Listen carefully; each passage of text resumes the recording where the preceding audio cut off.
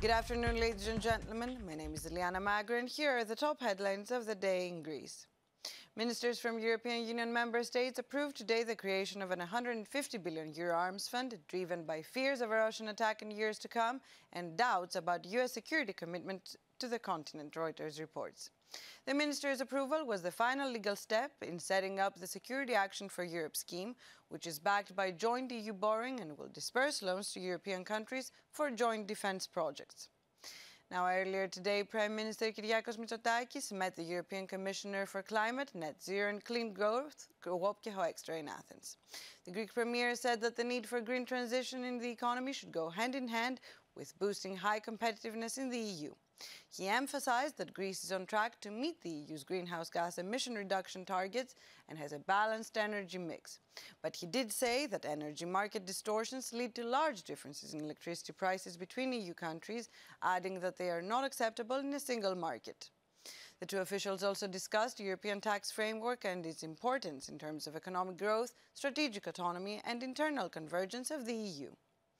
In other news, European Chief Prosecutor Laura Kövesi denounced the attacks and intimidation against her staff in Greece, who are investigating a probe into major alleged fraud involving the EU farm subsidies.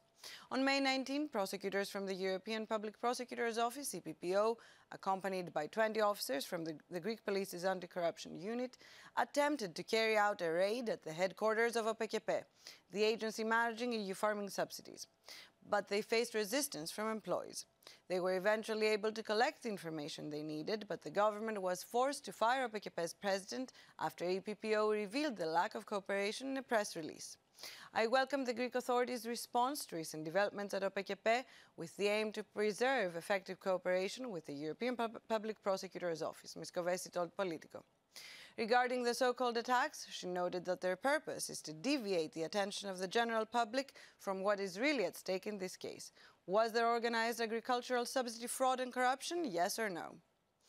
Now, police on the Greek island of Zakynthos are investigating the death of a 77-year-old woman who was found with a neck wound in her home earlier today.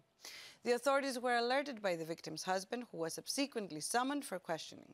Several media outlets are reporting that the woman's husband had been accused in the past of domestic violence, but the deceased had not pressed charges. Finally, Greek seismologists are expressing concern about the absence of post-seismic activity that should have followed a 4.8 magnitude earthquake that struck in the Gulf of Corinth today at dawn. The tremor, which was felt in Athens, occurred around 3 a.m., 13 kilometers southeast of the town of Galaxidi.